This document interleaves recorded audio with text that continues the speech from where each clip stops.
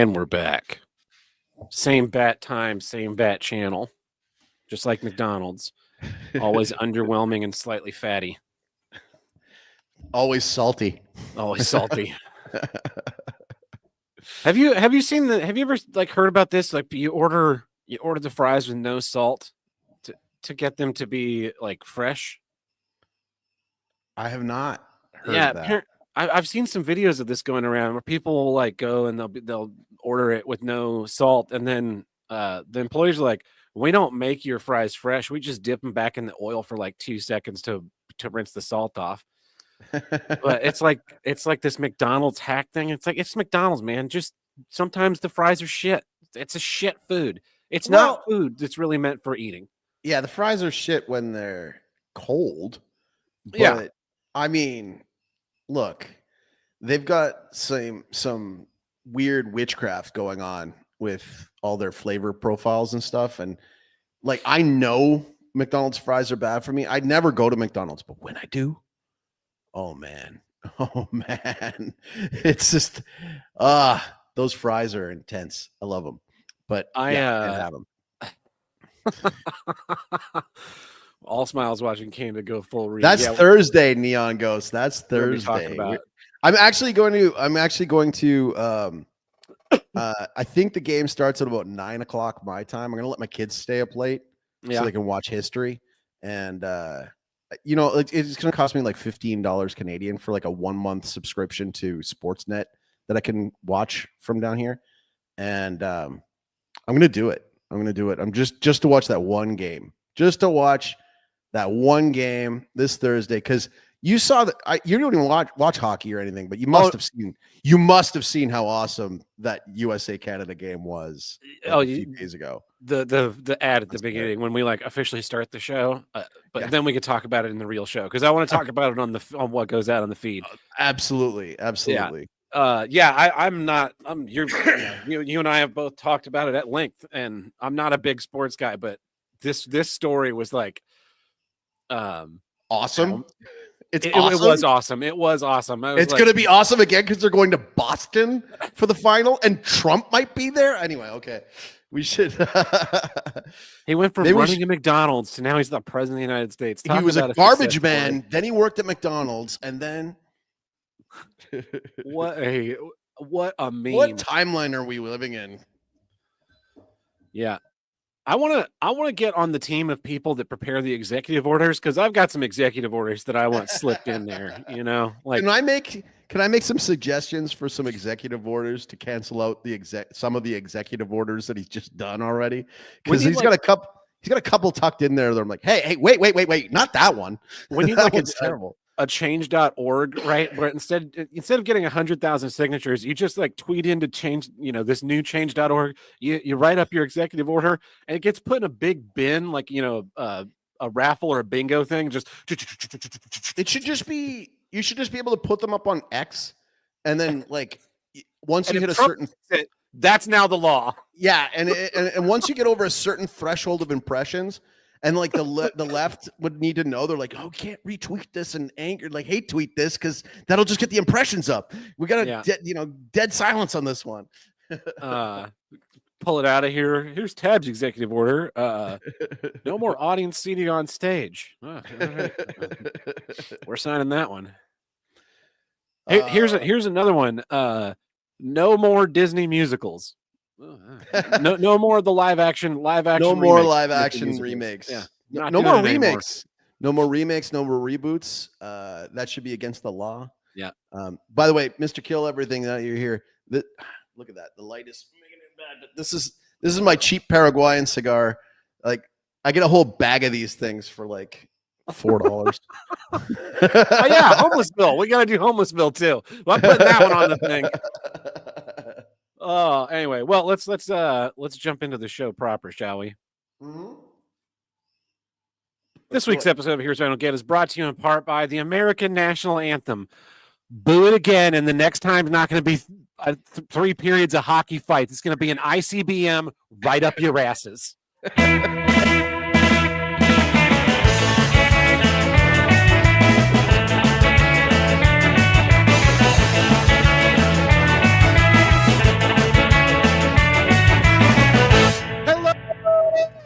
back to Here's What I Don't Get. From north to south, east to west, the only intercontinental podcast to tackle all of life's toughest issues and the longest consecutively running podcast on the See You Next Tuesday podcast network.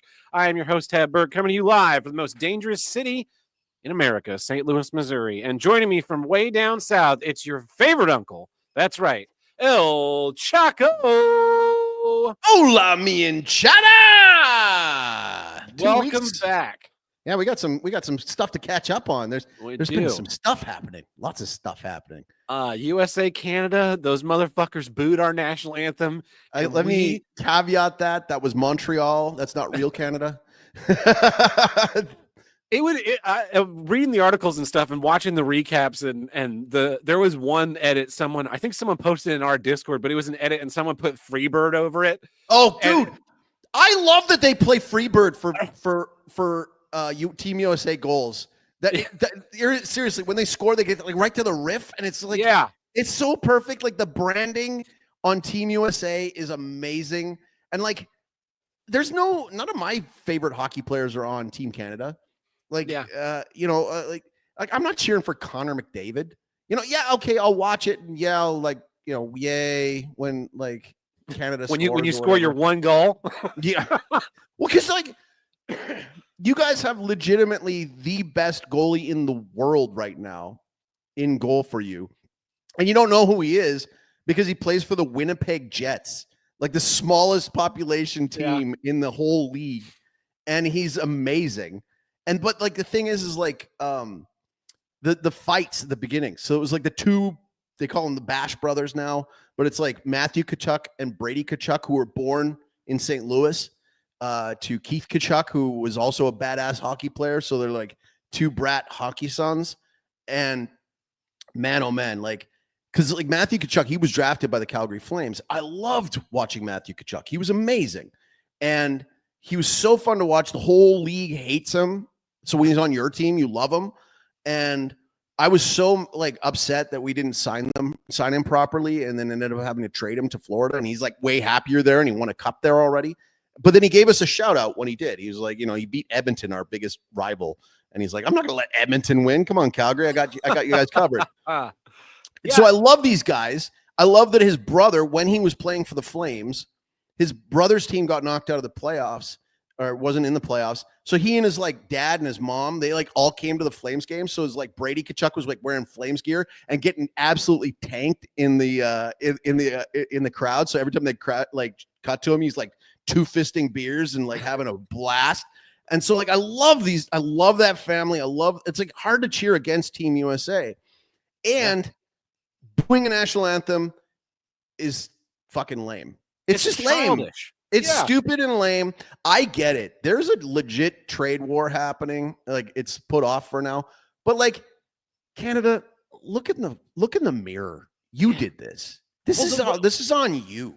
What I love is how like self-loathing Canadians are always like. There's this whole culture of like, we need to include everybody and bring everything in and blah blah blah, and then we're like, we're gonna impose tariffs on you guys, and suddenly it's like, oh, we're Canada, we're all together in one brotherhood, and it's like, yeah, that we invented that shit. So when you come and boo our national anthem, it would have been very embarrassing for us to lose that game, but coming out of the gate hot and starting fights and then just kicking Canada's ass, it's like, yes, oh yeah, USA. And it's going to be a hell of a game on Thursday. Don't get me wrong. Like, I mean, like the US team played a very strategic defense. Like, I even love the fact that like Team USA's coach is an asshole who coaches like the Pittsburgh Penguins, who used to play for my Calgary Flames back in the day.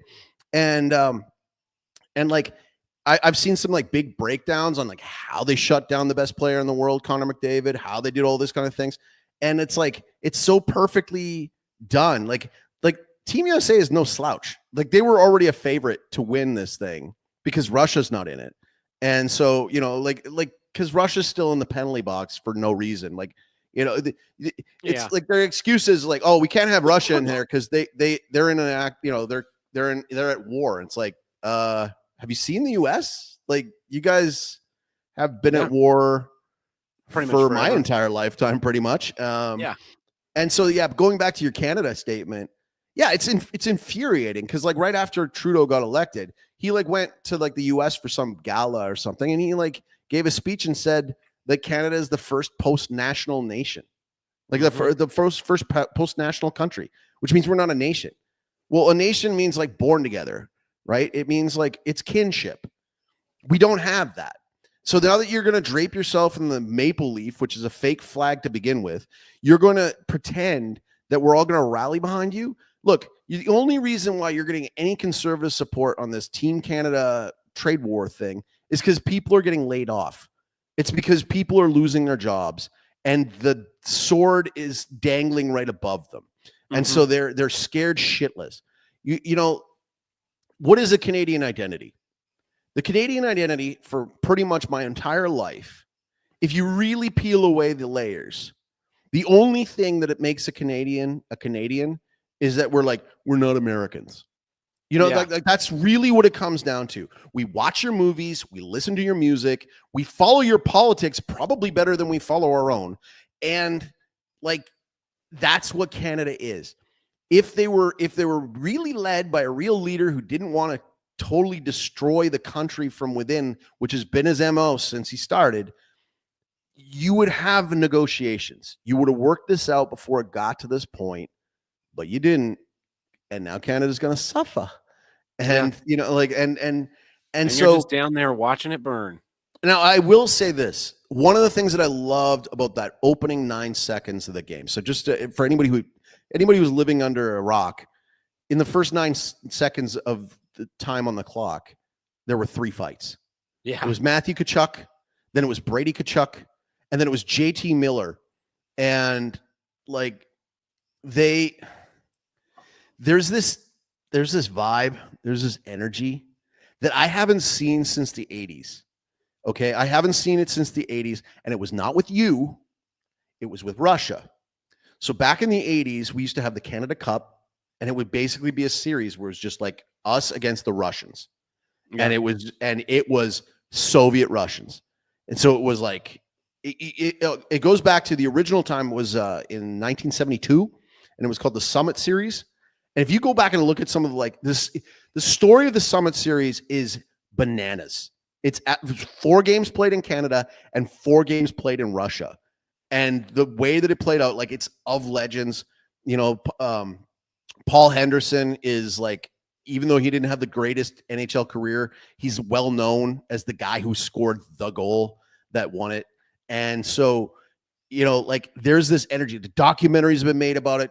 Biopics have been made about it. It's awesome. Like the Summit Series was like, it was war on ice. And so when this USA versus Canada thing, like, I love that, like, Sweden and Finland are in the tournament and nobody gives a shit. Nobody gives a shit. Like, we all knew you weren't going to get in the finals. Again, Russia's not here to, you know, block Canada or the US from being in the finals. Because if Russia was there, it would be all Russia. Like, all the best players in the league are from Russia. They have the best goalie. Like, you have the best goalie, but they have the best goalies, if you know what I mean. You could like injure 5 of their goalies and they'd still have another 10 that were like better than Canada's Jordan Binnington, who's the most mid goalie, who plays for the St. Louis Blues, by the way. He plays for the St. Louis Blues. I remember when they were coming up and it was like, we have all these great forwards and we have pretty good defense. And then who are we going to pick for goalies? And they're looking, and it's like all these like backup goalies from different teams. Like, what happened to Canada's goaltending? This is brutal. So Thursday, I'm looking forward to it. It's going to be awesome. And it's great to stand. You know what? Boston, I'm giving you a free pass. Boo away. Boo away. And you know what? And I hope Trump goes to that game. I heard a rumor that Trump's going to be at that game. And so all these like guys are talking about Gary Bettman, the NHL commissioner, and they're like, okay, listen, the fix is in. NHL was like losing popularity. So he got his friend Trump on the phone and they rigged up this trade thing to get whipped up the frenzy for this tournament. And it's working, damn it. Because now there's a bunch of American like sports fans and they're like, what am I going to watch? Well, the Super Bowl's over. The NBA All-Star game is a crock of crap. A white guy dunked. Okay, change the channel. Done. Okay, like that's really what like nobody gives a crap right now. There's no competition. This is the best time for hockey to be on the air. You're gonna get some actual traction out of this. It's just a matter of can you keep it, and I don't think that they can. So we'll see how it goes. Yeah. But other than that, just, I want to say I've always been a huge supporter of American hockey and hockey as a sport. And I'm just always 100% go USA. That and the WNBA, right? And like the that WNBA. So we watched the Super Bowl at work this year, put it up on our big screen projector and had, just got some food for the crew and whatnot. And not out of any like great support for the Super Bowl, but just to, show some crew appreciation. Function. Yeah. And boy, that was an awful game to watch. But there was an ad. There was this weird Kanye ad. What? Well, there was a Kanye ad where you like literally sent people to go buy swastika shirts off of his website. I didn't see that one. Yeah. Watching the ads is weird as someone who doesn't watch ads anymore because it was like they would start and I'd be like, "What is this for?" But there was one that's gotten a lot of controversy signaling about put girls flag football in schools in all 50 states or something, and it's like, who is this for? Who is watching $1 million a second on it? Like, yeah. I was like, do people want to watch this stuff? I mean, if people want to compete, sure, but like, wouldn't it be better for that to be grassroots as opposed to this giant? It's all fake and gay. Yeah, right? It's all fake and gay. It's like I was assuming they were going to let the Chiefs win because they were kind of doing all these like these subtle nods towards the Chiefs winning. Yeah, but then I think the NFL's just run by Las Vegas. And they're like, oh, okay. Well, there's been a lot of bets for the Chiefs, so let's have them not show up for the first half of the game. It was. I felt I didn't really care about either team, and I felt bad. What about the multicultural halftime show? Yeah.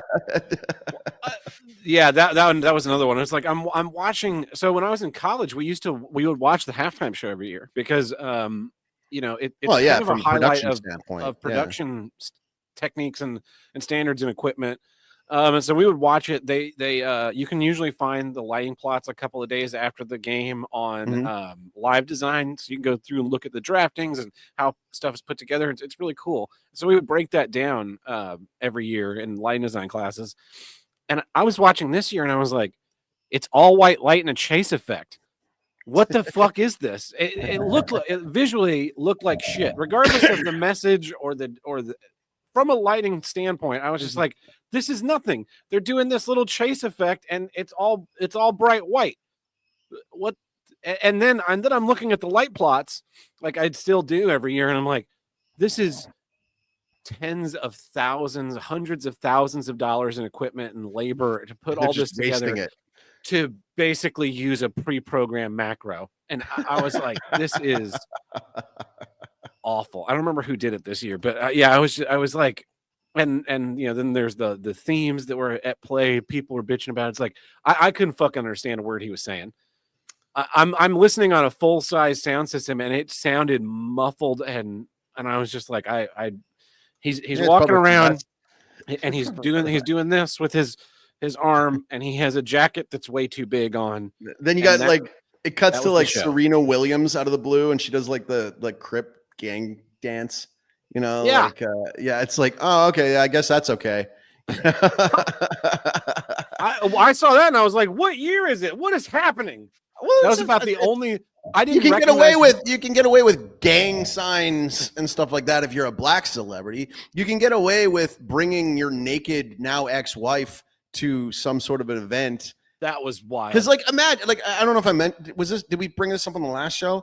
Like if Johnny Depp did that. Oh yeah. Oh right? Yeah. If Johnny Depp did that, if Pierce Brosnan did that, if it would not fly. If Alec Baldwin did that, maybe I don't know, probably not. Alec Baldwin killed a woman and got away with it. He did kill a woman. Yeah, he did. He shot a woman in the face. Speaking of production, You saw the video of my babyface turn. I didn't watch the Super Bowl. I was well, that was on Sunday. I was still in Essence when we came back that day, but yeah, that went well. Yeah. That went really well. And so I get to take some months off. I don't have to be a heel anymore. I get to be a good guy now. And it went off chef's kiss. It went perfectly. Yeah. The crowd reacted. We did a couple. I got there like 3 hours early, and we went through all the blocking. Because again, like we also knew that like ticket sales weren't like 100%. So we would have to film it and make sure that it was done right. So like we had to I had a gal that was doing the filming of it. And so we brought her into the ring, and then we had to do all the blocking so that she knew where to look when those key moments were happening, like when they swapped the contracts or when one of the guys notices them swap the contracts and then he gets held back by the other bad guy that's on my team. And like the betrayal was done so perfectly. I was so happy with the way that turned out. How about yourself, man? Any updates on your neck of the woods that you want to bring up before we go into issues? No, just been, busy with productions. I'm glad to have a little bit of a lull right now. Okay, hang on. This one's for Cap and Carl. Yeah, here we go. My CPAP backup battery came in large yesterday. I was like waiting around all day for like my work to come in, and CPAP warriors here. Yes. And I got a 5-hour difference from most of my clients. So they sent me this thing, which was at 1 p.m. their time. It was 6 p.m. my time. And it'd been like raining all day. And a couple of times the power went off, but then came back on within like 5 seconds. So I go out, I finished dinner. I'm like, okay, I got to go and write some articles now because they sent this at dinner time. So I go out to my office, I start writing, and boom, out goes the lights. Now I've got like a UPS to make sure I've got power so I can save everything and stuff like that. Mm-hmm. So and that actually runs surprisingly long. But I knew it was going to run out before I was going to be finished everything. So I went back inside, and I had actually bought a camping battery to use for my CPAP machine. And it actually works better because like my electricity in this country it's not good. It's like really dirty. And if you're sleeping and your CPAP machine just cuts right off, that's a not good way to wake up. Yeah. That's a not good way to wake up. So I wanted to have this thing set up. So thankfully I had this thing fully charged, and yes, my CPAP battery held on. I was able to get my articles done. And right as I'm about to finish, lights came back on and the power was back on. So I was able to go back inside and hang out with Mrs. Chaco and have a decent time while waiting for my approvals. So there you go, Cap and Carl. That's for you. Well, you ready to get into some issues? Yeah, let's get into some issues. Right. Here's what I don't get. Lousy male role models. We seem to be swimming in them. I should have brought this up. I should have gotten this on here before I started the show. I'm going to see if I can do this while talking about this at the same time. But there is in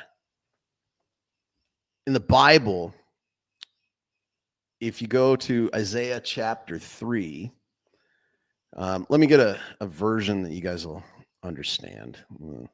He's not going to do it in the biblical Greek. He's going to find okay. Translation. All right. I'm gonna go with the Douay Rheims.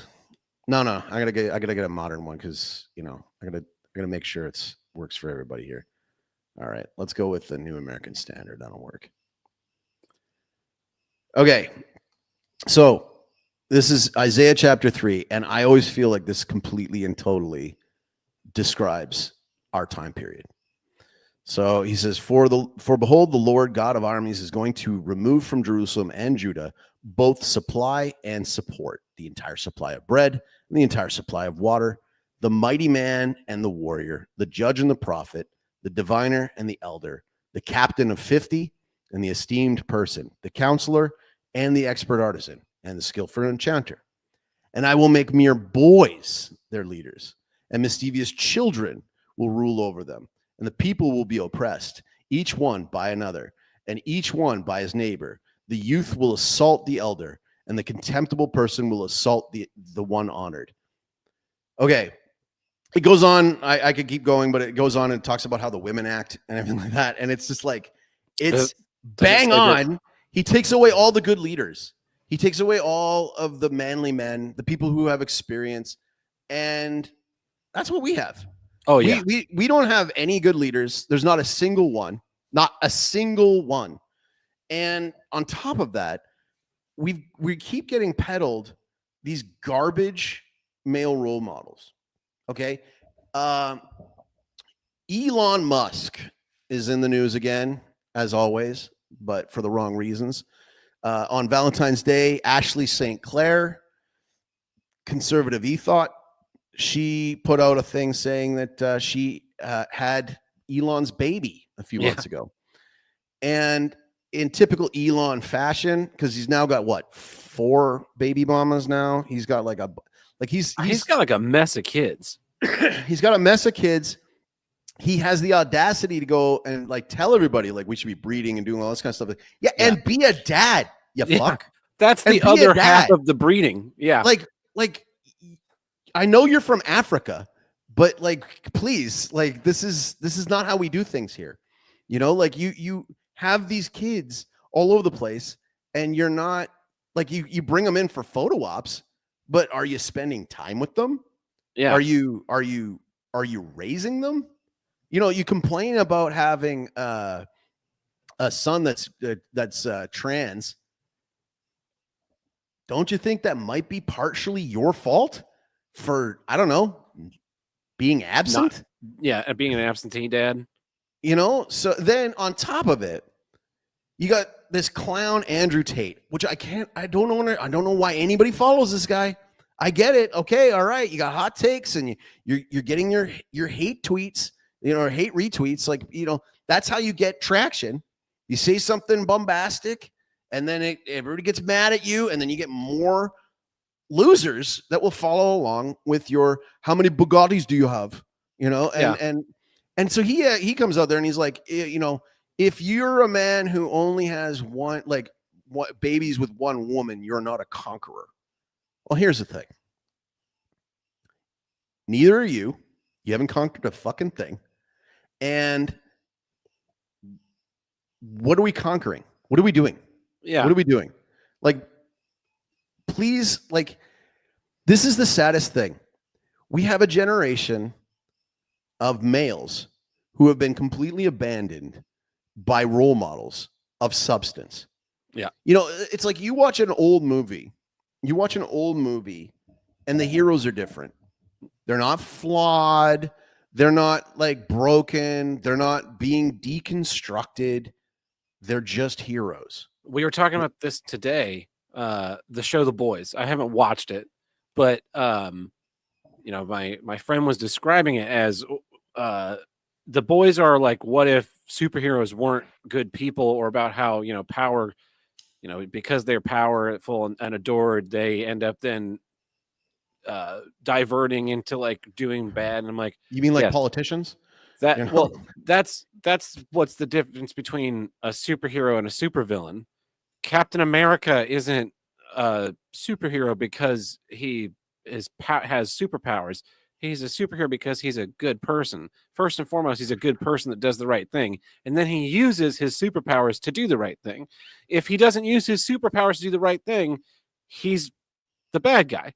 That's the difference. And so we've created, like, in culture, has created all of these, you know, the anti-hero and the flawed hero. And yeah, older movies, they weren't like that. They were, you know, even like Westerns where you have like a dark, you know, redeemer kind of person, there's like a purity in them that it just doesn't exist anymore. Everyone has to be this lousy, miserable fuck. And so, yeah, you don't even, like, there are no real life role models that you can turn to, right? And they undo the ones that you did like. So, for example, like Han Solo, right? Han Solo, he's a scruffy looking nerf herder. He's a scoundrel at the beginning. Yeah. At the beginning, and he has what's called a character arc, and he gets better by the end. If you read the books, he and Leia have kids, and then like there's a whole expanded universe that goes off and does this stuff, and it doesn't turn him into a piece of crap. Disney comes in, boom, piece of crap, divorced from Leia, ran off, deadbeat dad. Yeah. Right? Okay, Luke reset. Skywalker. Luke Skywalker. Abandoned his students, went and go hide on an island, doesn't want to be the Force. He's just a miserable old man now. You know, young idealistic. No. His dad, his turnaround, it went for nothing because Palpatine's back and alive. Mm-hmm. But like the thing is too, something happened around the 60s. It was starting to happen prior to the 60s, but something happened around the 60s. You had the sexual revolution. You had birth control. You had then over the time period after that, you had no fault divorce, right? So you've totally ripped the family apart, completely ripped the family apart. I'm Gen X. I'm at the tail end of Gen X. I'm what you would call a Zennial because I'm like right on that cusp border with the millennials and the Gen Xers. Like there's Gen X movies and content that I don't resonate with, but there's a lot that I do because they were all like my older cousins and stuff that I watch the same movies with and yada, yada, yada. But there's a cultural shift that happened there because Gen X was the first generation that had its soul brothers and sisters of its generation be murdered in the womb, right? Like en masse. Yeah. Because it was illegal before that. So it's the baby boomers didn't have this. The greatest generation didn't have this. Yeah, there were like back alley abortions, if you want to say that, but not to this extent. I kind of wish we had aborted more baby boomers, to be honest. Moving on. We could do it now. I mean, I wish we taught them better. But at the same time, you have so then you have these latchkey kids. Mm-hmm. So you got these kids that both the parents are working. They're coming home. They're opening up and so you've seen these studies where they go into prisons and like a whopping like 90% of them are like single parent households, single mom households. Yep. Right. So if you take the dad out of the equation, if you take a male role model out of the equation, what do you get? Well, okay, we brought up in the thing about Serena Williams doing that crip walk, the sea walk thing, right? If you're hearing a sound, it's still my toads are. It's still okay. Yeah. So she does that. Well, where had I seen that before? I saw Snoop Dogg do it. That was in the lexicon. That was in the thing. Why do those gangs gain so many new members? Fatherlessness, right? No good role models. They are in a community, and the only men that are around there are basically the warlords of their community. And so they have to look up to them. Otherwise, they'll perish. Yeah. And so, well, and I, it's inherent. We want, as much as we joke about, DEI and having someone that looks like you in film and whatnot. We want someone that looks like us to teach us things. And we have, like, the world has become very much more gynocentric in the last, in my lifetime, for sure. Since the 60s. And where, you're single parent is very common, just a mom. And then you're in a school that is, your teacher is female. I remember coming up through elementary school, and there was like a one male teacher in my elementary school, and he was probably the coolest guy, right? I don't remember. I never had him, but it was just like that was the one male teacher. And then you have the third wave feminism coming around, and you have these like women that resent the male children who are punishing boys for just being boys. And like they do studies, and it's like, oh, if we just had an extra 30 minutes of recess time, like kids pay way better attention. But we're not going to do that. Like you're strapped down, sit down, shut up, listen. And then when I was in the second grade, the teacher was like, he's ADD. He's ADD. He doesn't pay attention to me in the class. Get him out of here. Have him tested. And they tested me. And it turns out I'm not ADD. I was a lot smarter than she was. And And it was frustrating because the thing was, every fucking day, I still remember this. Every day, first thing in the morning, we would count to 100, first by ones, then by twos, then by fives, and by tens. And after about 2 days of that, I fucking got it. Mm-hmm. And so I don't like doing repetitive things. But they have to do that because they have to teach the dumbest kid in the class. And that's just the reality of school. Yeah. School sucks. That's why I homeschool. And but so like, there's in that world, there's no man there. There's no, school is not about like there being a masculine role model that's like, all right, this is, you know, how you do things. This is the way you carry yourself. This is the way you follow your life. And so then if you don't have a dad, you know, you're already in that, you know, 25, 30 hours a week in school. And then you go home and you don't have a dad who's there to do something for you, be it because he left your mom or because he has to work all the time to support you guys. Like, where does that leave you as a person? Well, like what I'm seeing here is we've got a glut.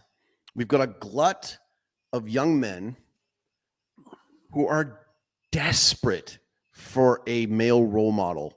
And that's why an Andrew Tate does so well. Yeah. It's because he's giving them poison, but he's giving it to somebody who's thirsty.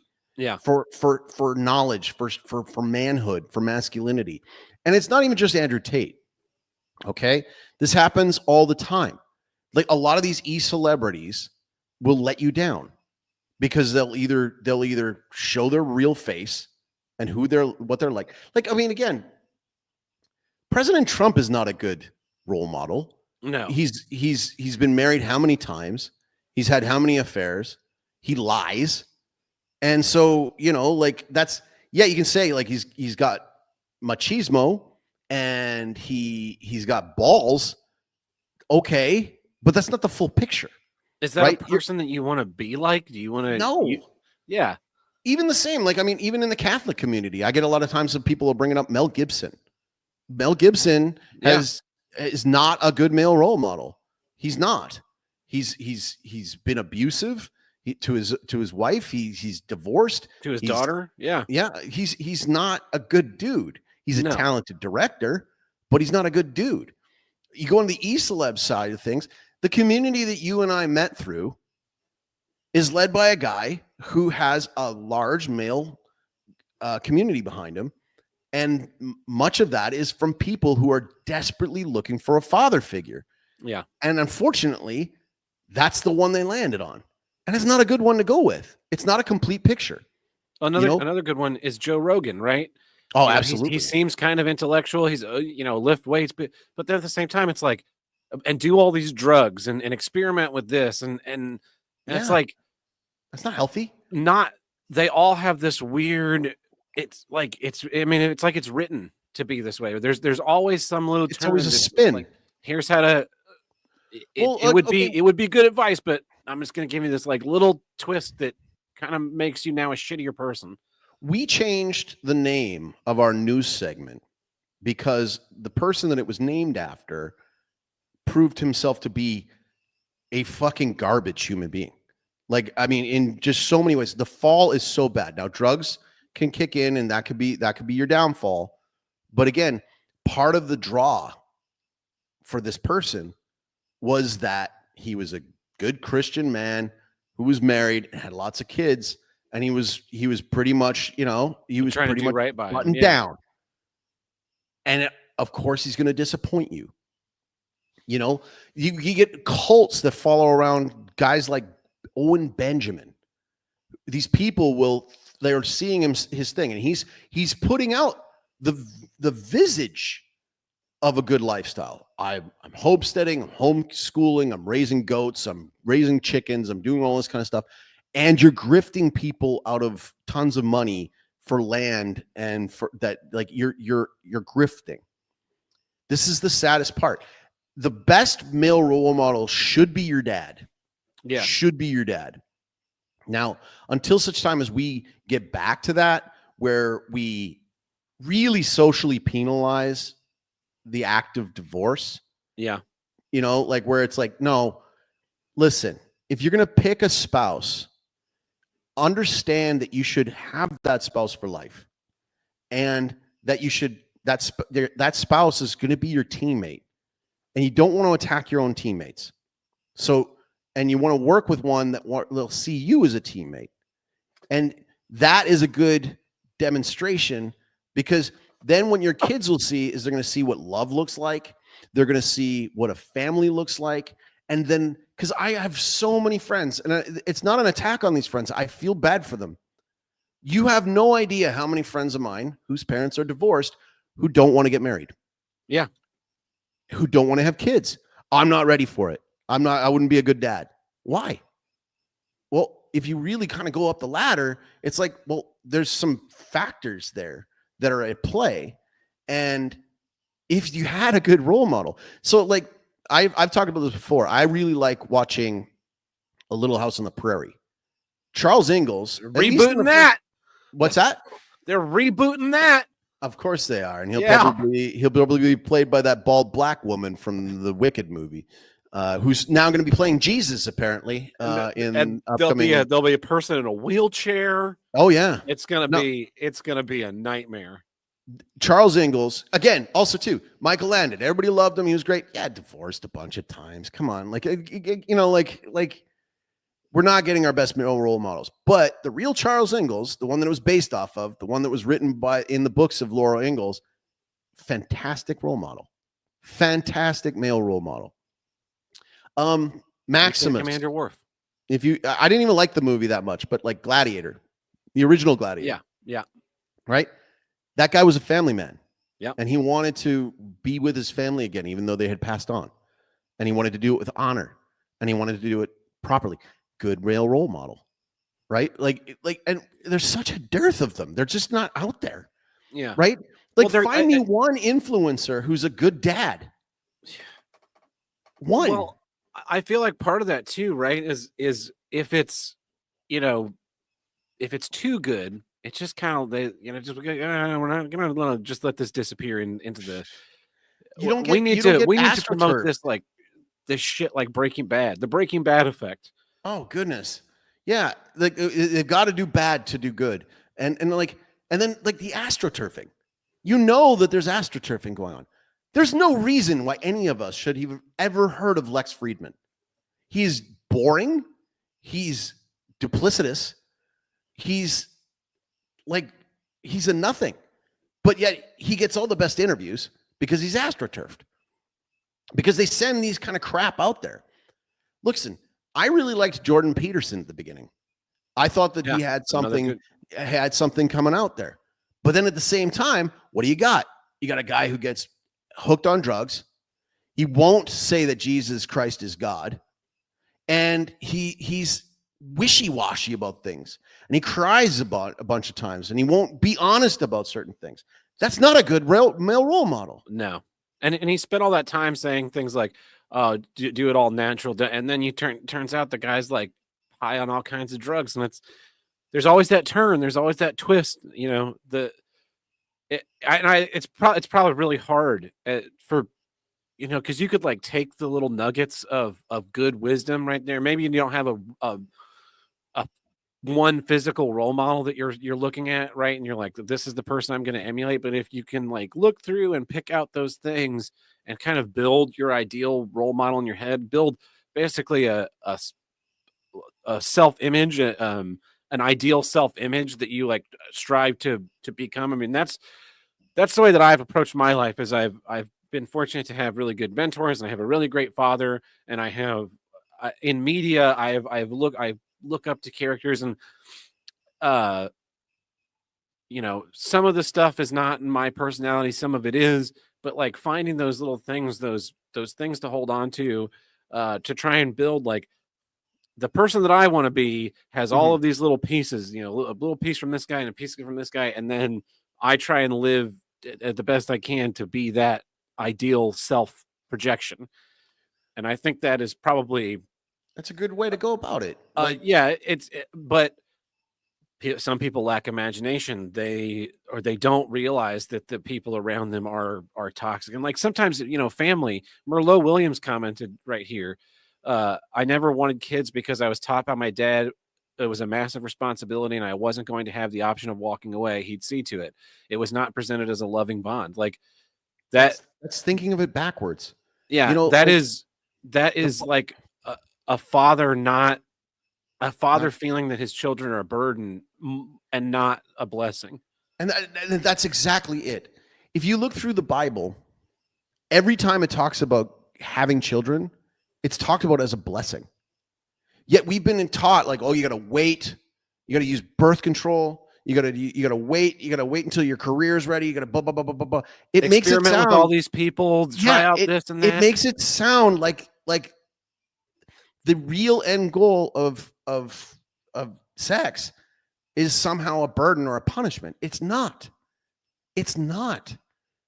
But we're so ass backwards about everything. And like, you know, okay, I got lucky. My dad is great. My parents love each other. They're high school sweethearts. They've set the best example. My father-in-law is great. He's a great man, really smart, loves his family, full of wisdom. Mm-hmm. But like it doesn't, just because your parents have divorced doesn't mean that it has to be broken. Okay. My father, who is a great man, his father, also a very intelligent man and had done some great things, but also wasn't the greatest in a lot of ways. And he and my grandmother divorced when my dad was in his early 20s. And yet, so my dad learned from this example of his parents to not be like that. Yeah. And so for those people out there that really need a male role model, look in the right direction. Ask yourself, if you're being taught by somebody how to be a sociopath, what are you doing? Right? Like it's the easy road, right? It's the easy road. Like Jesus says, do unto others as you would have done unto you. But then the sociopath will say to you, you know what? That's stupid. Let's think rationally. Treat others in a way that'll get you what you want.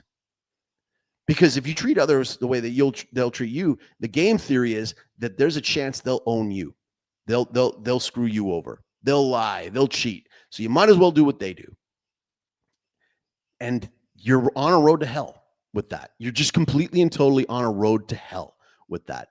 And even if you don't even believe in God, even if you don't believe in hell, I mean, you're on a personal ride to hell here. Yeah. Now. Yeah.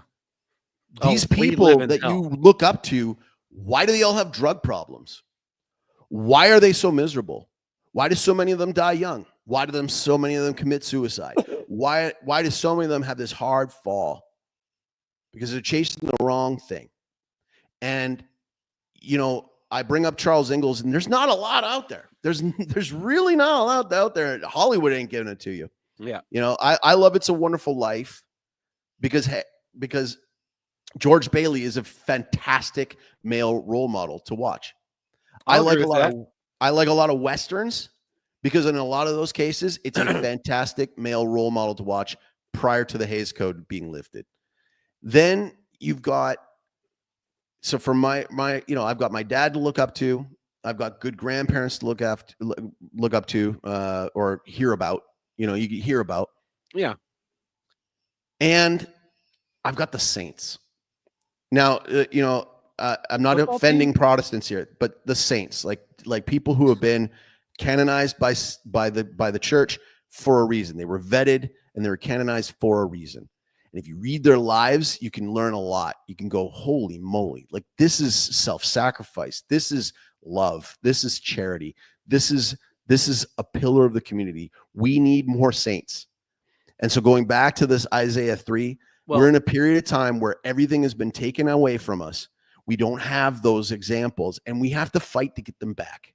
Yeah. And so you have to reject this crap and you have to see through it. You have to see through it. If you're being grifted, if you're like, look, man, like, I don't know why anybody looks up to Ye.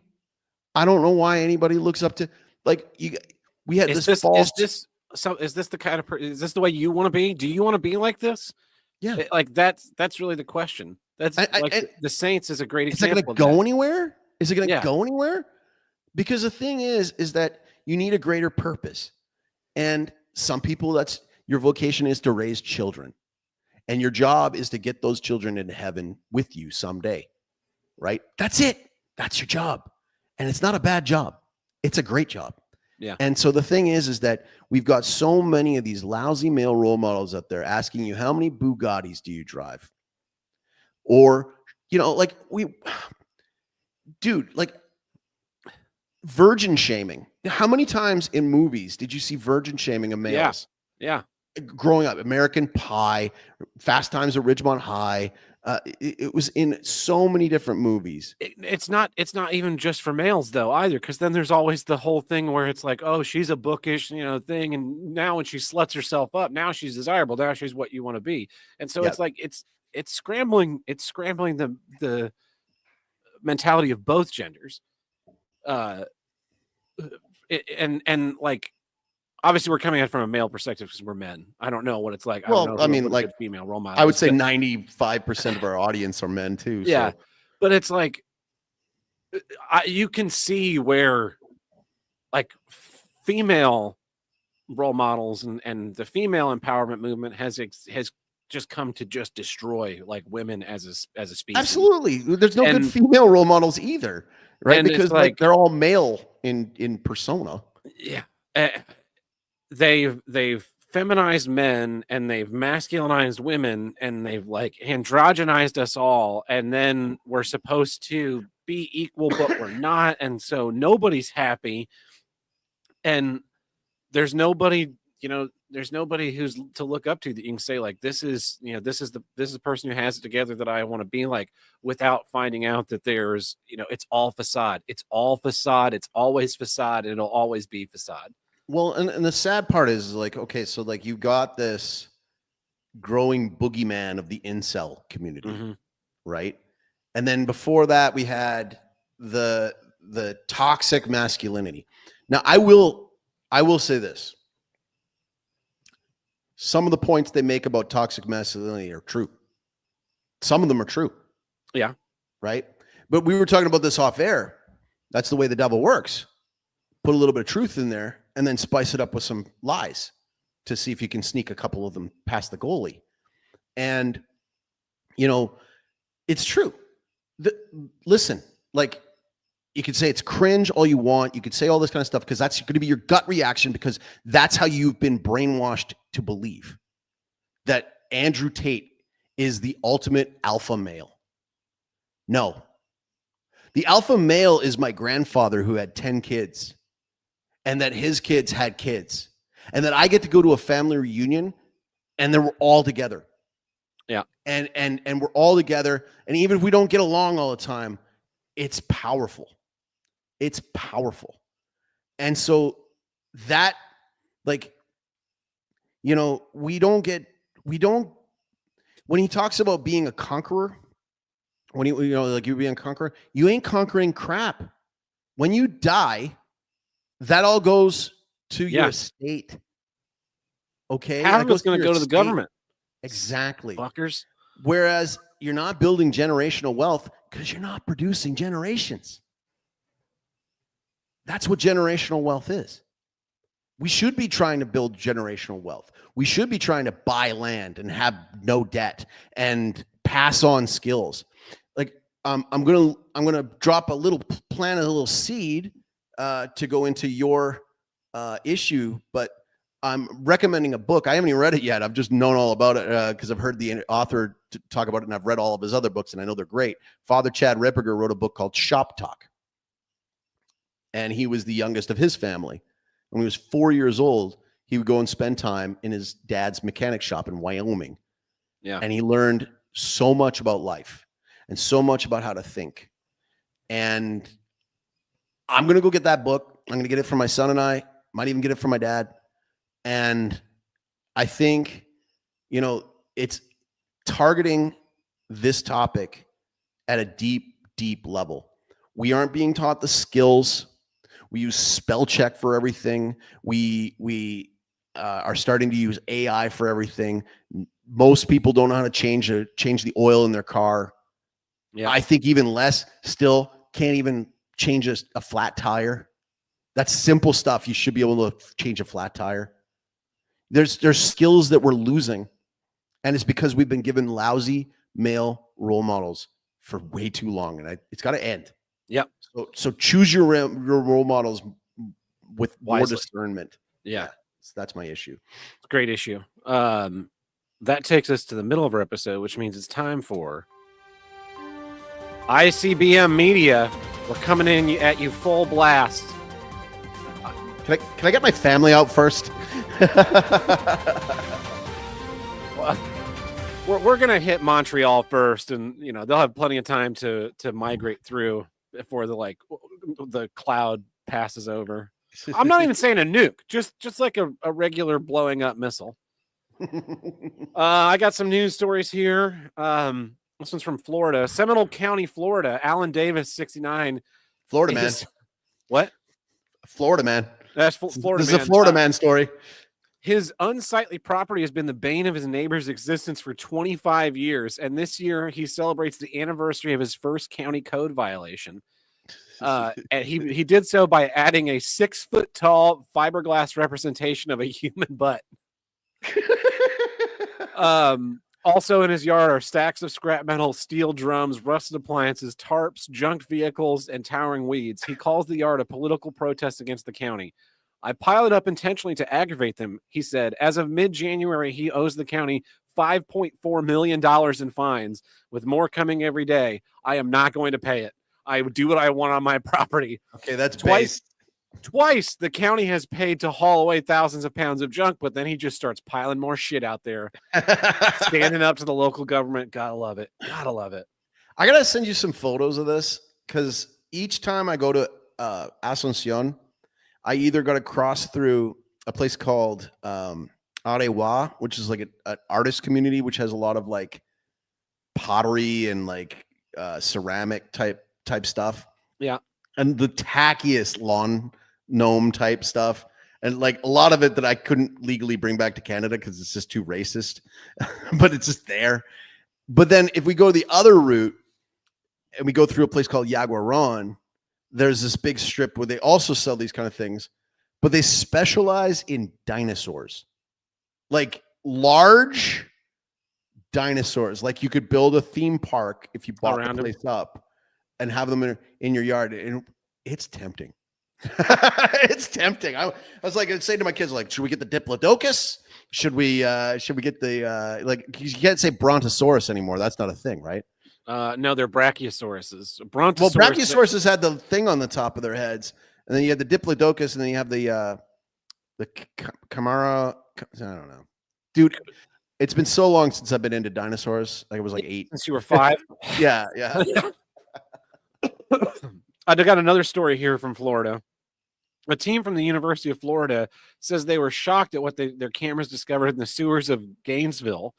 A quote, abundance of animals, including alligators.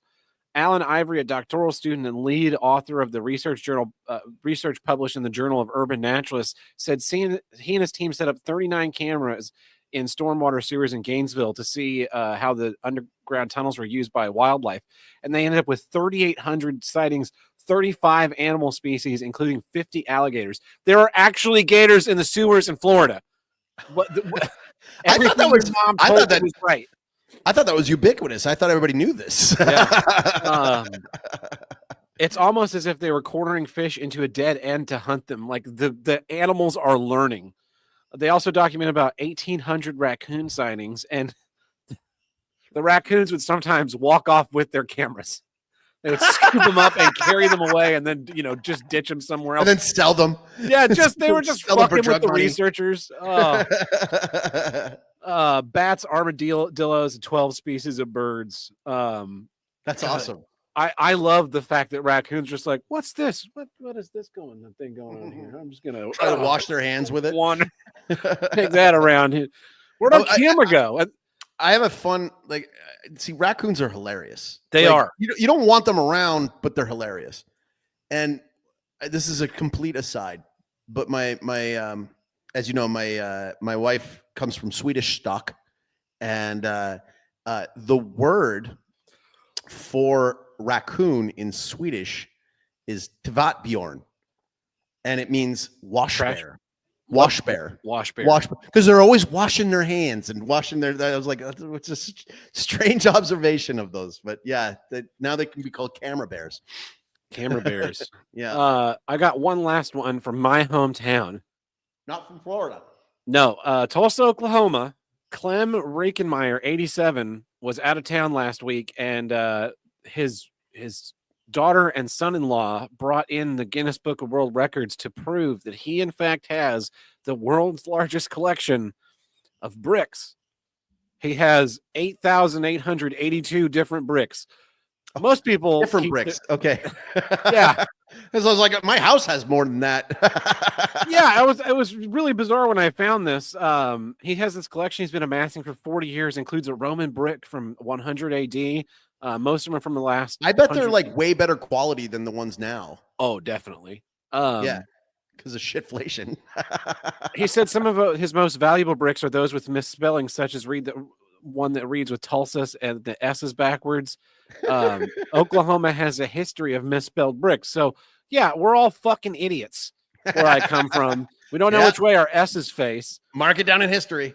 The collector said one of his favorites is a sidewalk brick made at a Washington facility located where the Pentagon now stands. So can you imagine at what point in your life do you just like, hey, I'm a brick guy now.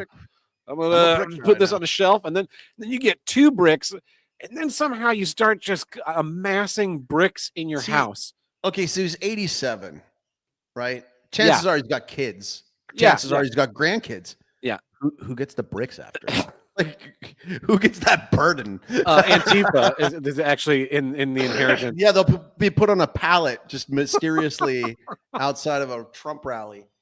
He's been amassing it for 40 years. So at 47, this is like an adult man nearing retirement, and he's like, "Yeah, you know what? I'm going to start doing. I'm going to start keeping bricks in my barn."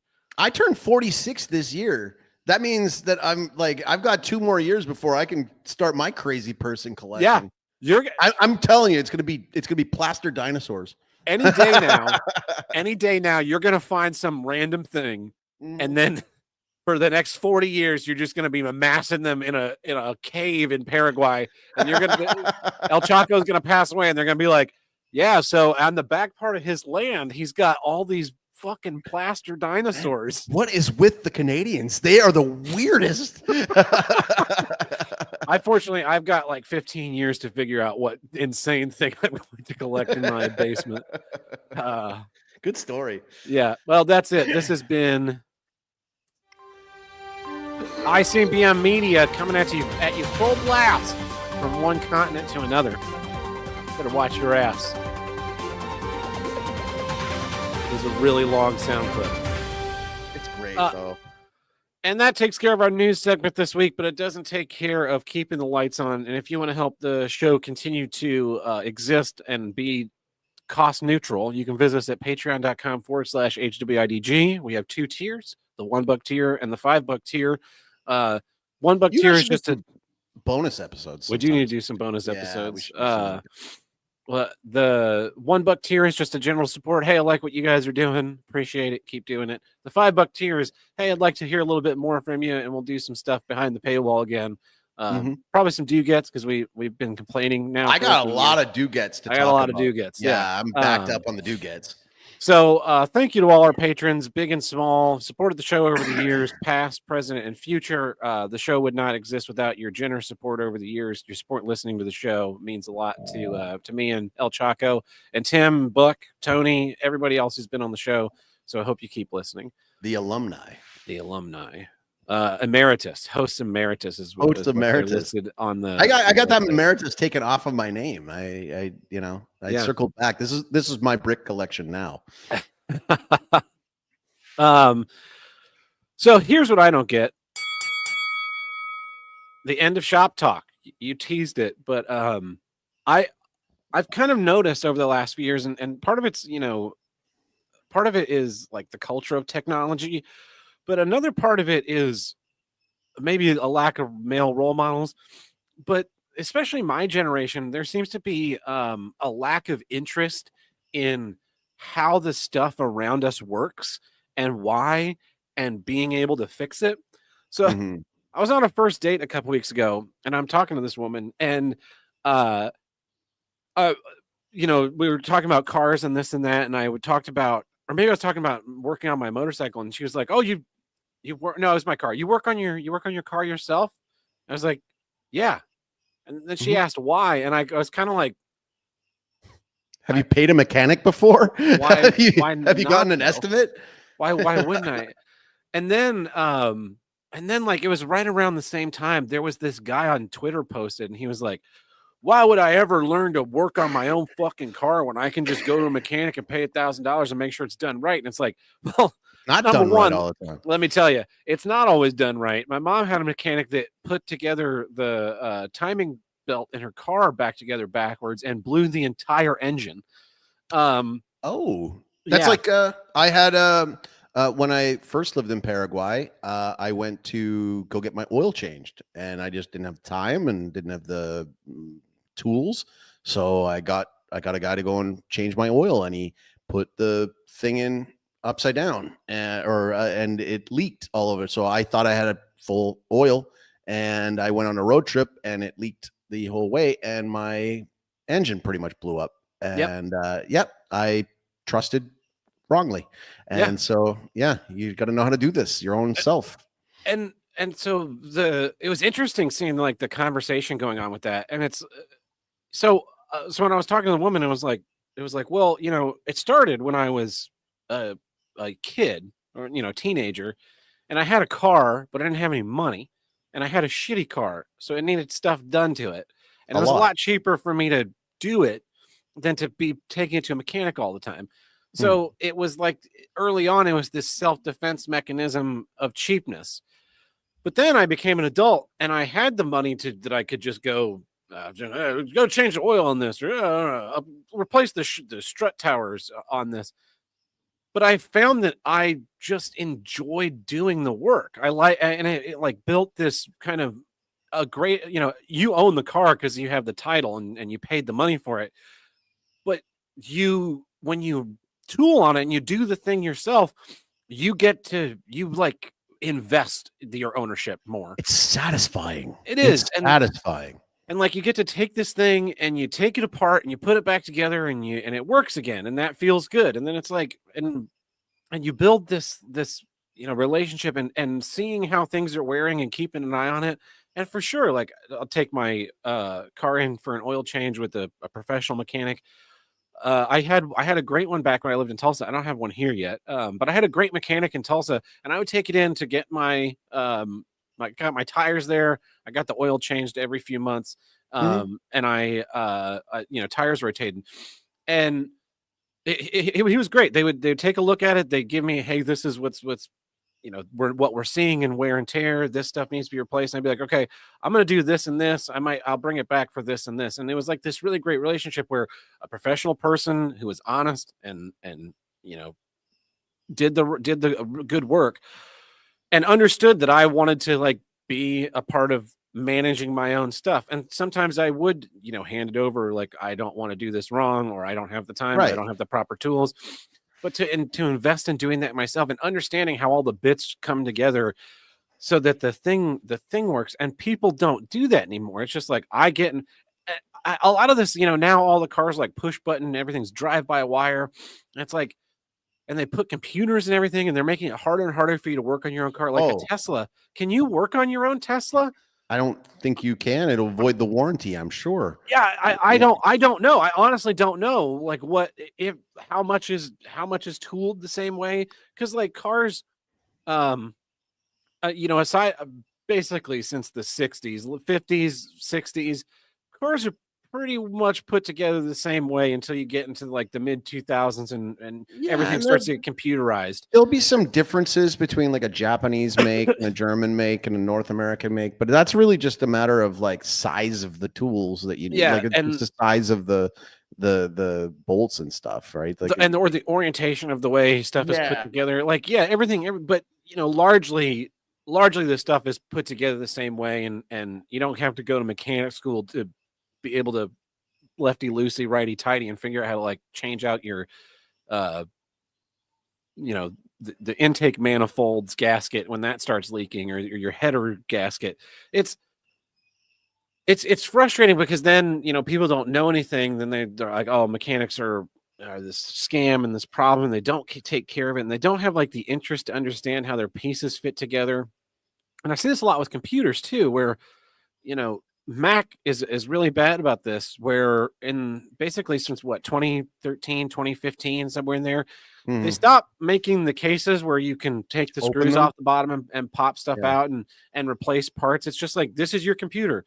Here's your computer. Well, you now use your computer. Disposable things, like that's what they want. Yeah, cell phones are the same way.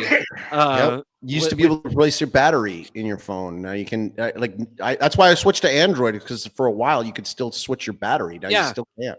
And a phone that you could take the back off of to change the battery, it had screws in there, and you could change out other parts. Like I physically replaced like sensors and my camera sensor on my Galaxy S5.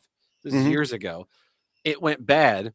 And I took the phone apart and just bought this one little sensor for $5 or whatever it cost, and physically swapped it out with the other one, and then put the whole phone back together. And I did that with my I got into like retro gaming for a while when I was still in Canada, and I bought like a used, like half broken NES, like an old Nintendo, and I treated it like my own little hot rod. You know, like I had to buy the different parts in and figure it. I optimized it. I changed the jacks on the back and all that kind of stuff. And it was really cool because I'd never done anything like that before. And then when you're opening it up and you're looking, you're like, okay, like that's where this goes in. And it's amazing to me that I can put a new part in here that'll fit here because the connections haven't changed, or this is how you get these things together. And these skills, like I've been watching a lot of these videos lately of this lady named Barbara O'Neill, and she's like this hippie from Australia, but she's all about like natural health and changing your diet and you know, natural medicines and remedies. But she was talking about how you should never stop learning.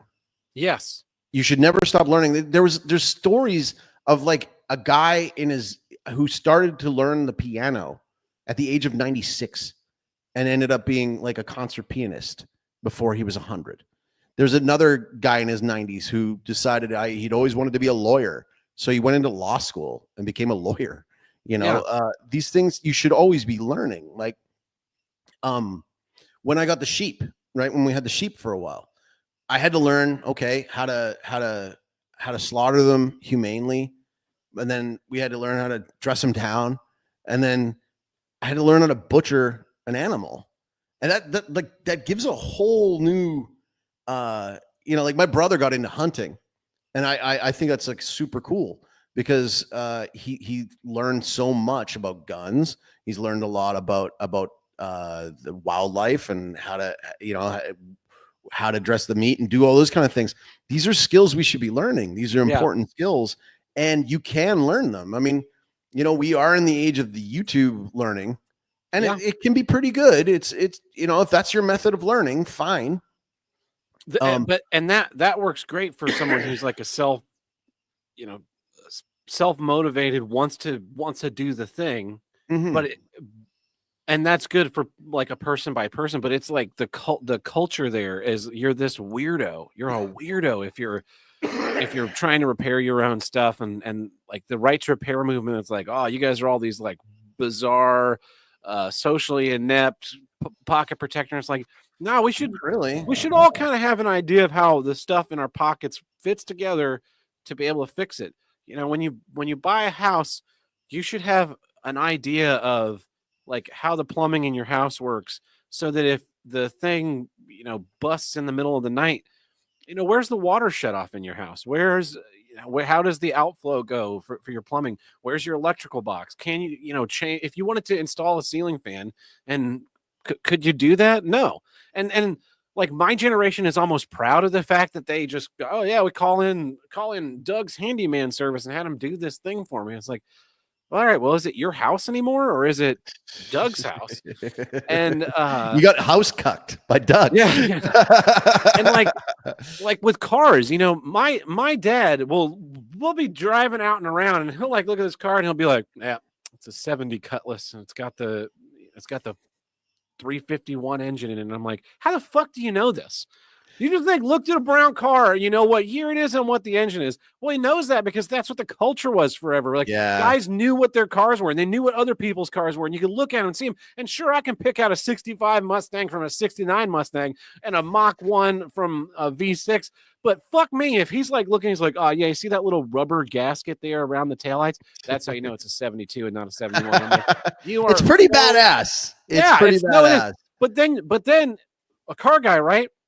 You look at a Chrysler 300C, it's like, I don't fucking know what year that is, because everything kind of became the sameness and this blandness. And well, they became disposable too. It became less disposable. Yeah. Like the reason why they can tell these taillights is because it was an art form. Yeah. It was a style. It had heart. It had merit to it. It was worth discussion. It was worth discussion. I will give this, again, kudos to my dad. You know, when I was a teenager, I was just like any other teenager and wanted to go and do my own thing and all this kind of stuff. And when I finally had my own car, you know, if it was something we could fix, he would ensure that we have to fix it. And so, you know, like, you start with the absolute basic. Can you replace your own car battery? Okay. That's the basic of basics. It's like one step above. Like, can you refill the windshield wiper fluid? Like, that's that's really what we're at, right? But then I remember we had to like replace an alternator, right? And now, depending on the car, depending on where it's located, it can be an easy job or it can be a little bit of a pain in the ass. Yeah. Right. It can be a little bit of a pain in the ass. I had this old Toyota Tercel, and it was as old as I was, and I remember that I had a leak in the gas spout, like where you put the gas in. See how lame I am? I don't even know what it's called. Yeah. And my grandfather, he offered to help me fix it.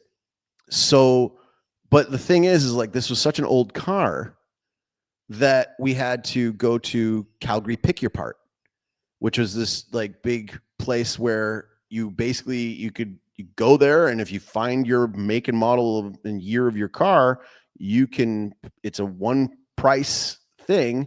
Yeah. And you can take a part out, but you have to take it out yourself. Yeah. So we had to go in there and take out this part, and then, you know, okay, it's not rusted to hell. And then like, you know, like we had to go through like 3 cars to get it.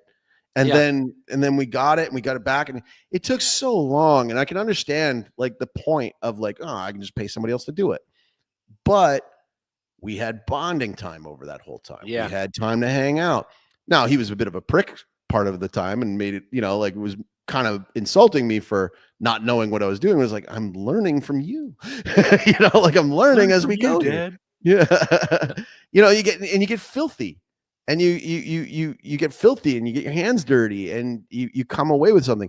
I couldn't do it again if I had to, but the point of it was that there's this journey.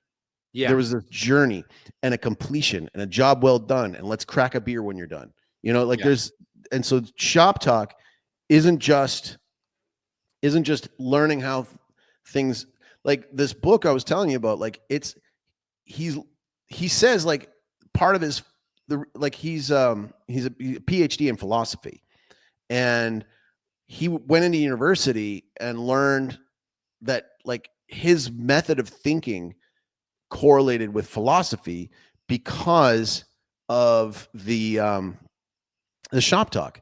He learned how to take things apart and put things back together again.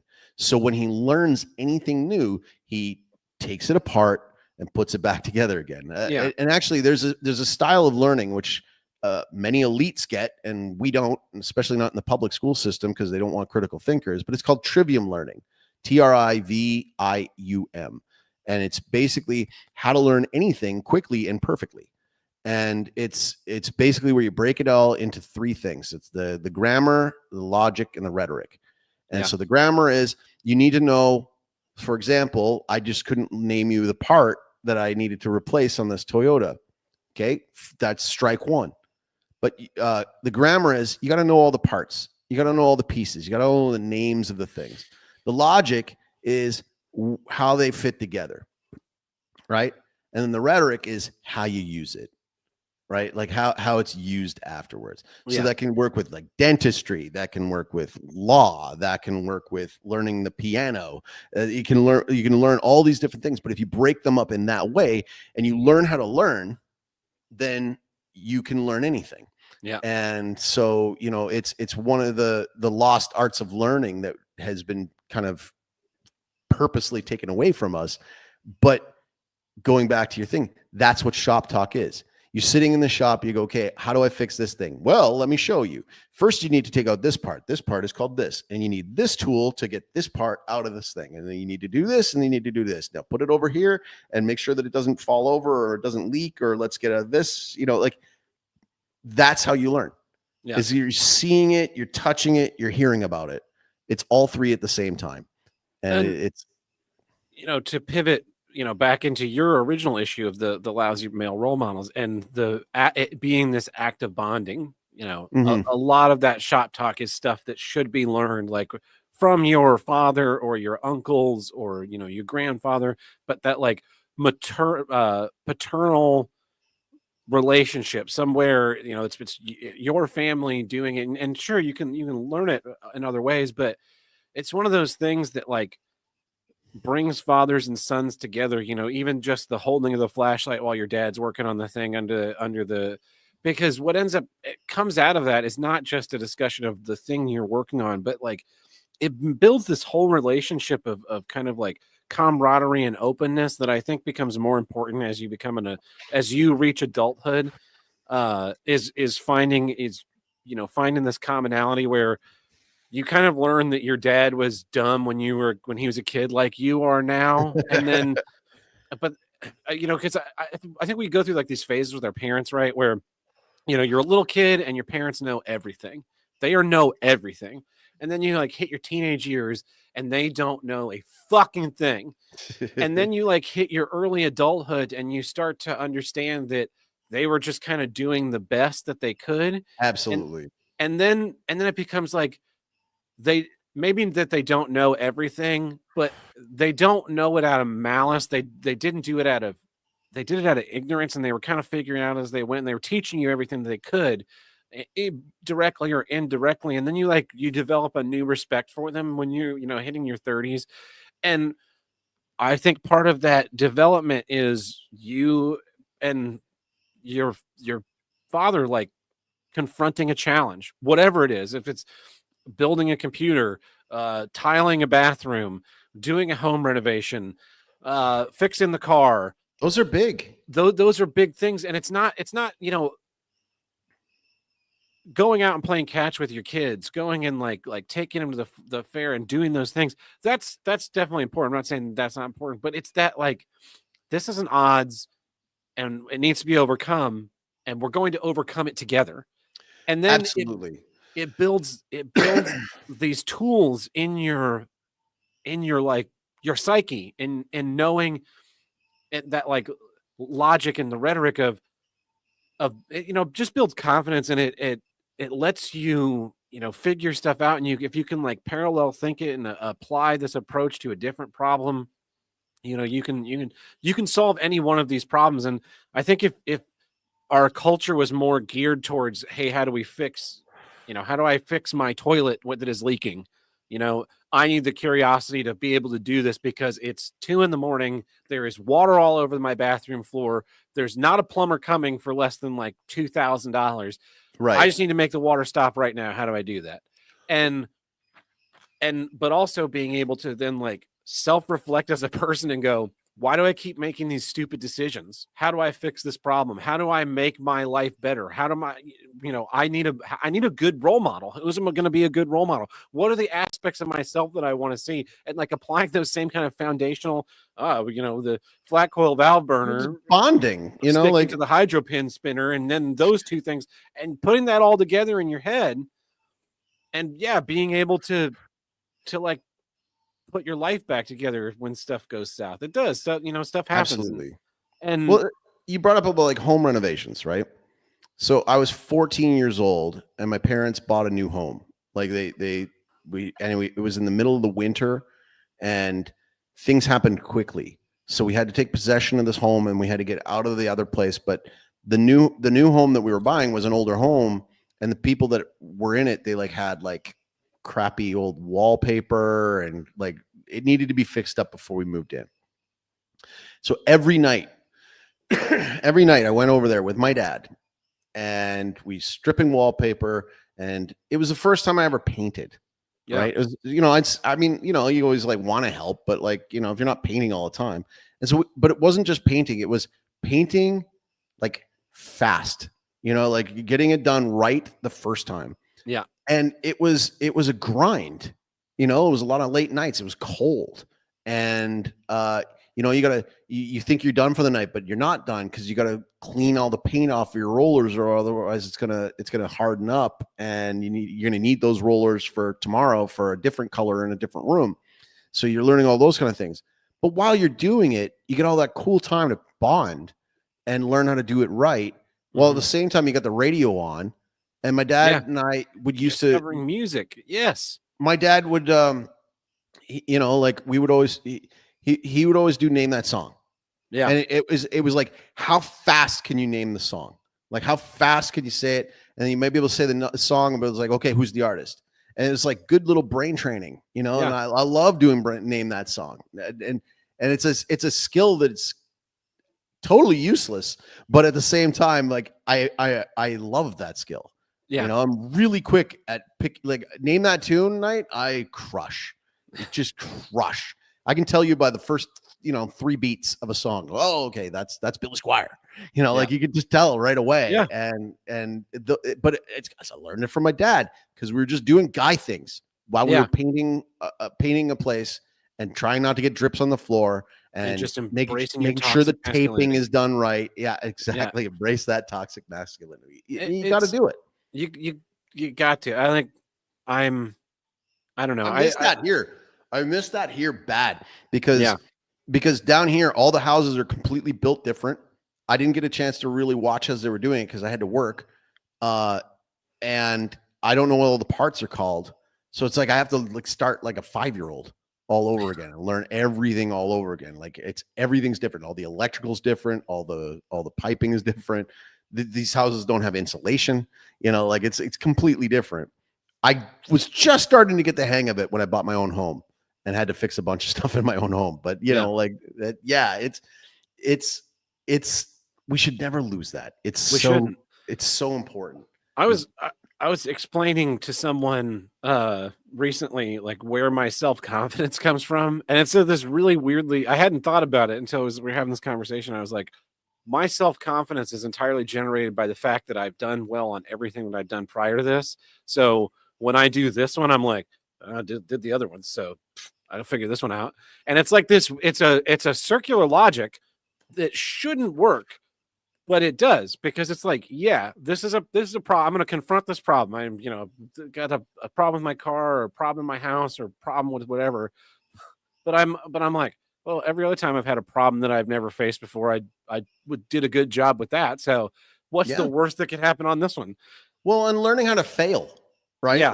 Like learning from your failures. Like, again, like, okay, the reason why we got to dry off all the paint rollers is because you don't want to have a hard thing in the, the next day, and you don't have to go back to the store to get new ones and all this kind of stuff. Like, it's like, you can learn from your failures and then pass that along to somebody and try to warn them ahead of time. And a lot of times they have to fail before they get it right anyway. They're like, oh, what are you talking about? I don't care. And making mistakes and there's something to be said too about seeing your dad just fucking lose his shit over some bolt that won't come loose in the car, and just being like, hearing swear words you never heard before. Yeah. And just like, I remember once my dad and I were working on the car. I think we were working on my car, and he like slammed his hand in the engine bay or something, and he took the tool in his hand and he hauled back, and like he was about to throw it, and he thought twice of it. And I was like, that is exactly the way I feel when I get mad. Yeah, that's exactly this, the impulse, like son. And And we get, I think Tim and I told this story, but my dad and I get mad in the exact same way. We were once working on a project together, and it was Tim and I, and then my dad and a musician that he works with pretty commonly. And my dad got mad about something and like went off on a little rant the same way I do. And then I did it. And it was funny because Tim sees my dad do it and he's like, wow, I see exactly where this comes from. And then I did it, and my dad's friend is like, that is exactly like your father. You could have recorded both of those and played them back, and you'd be like, I don't know which one of these men is which. But see, like, I get mad like both of my parents in different ways. And if I'm starting to get mad at something, like my mom will get mad at something, I'll do it with my own little male spin. And then sometimes to get out of it, I'll have to think about how my dad would handle it. But then there's sometimes where I get angry at something that like my dad would get on about, and then I have to think about how my mom would handle it. And but again, it's a good balance. You got to do what you can, I guess. But this is a good issue. That's my issue. Thank you for bringing it in. Shop talk. Yeah. I like how these always fit together so well. We're in having like a weird, nice synchronization the last like several episodes. It's been pretty good. It's been pretty good. I hope you all are enjoying it. I sure am. Anyway, well, this has been Here's What I Don't Get. Thanks for listening. And until next time, I'm Tab Burt. I'm El Chaco. Catch you next time. Ciao, ciao.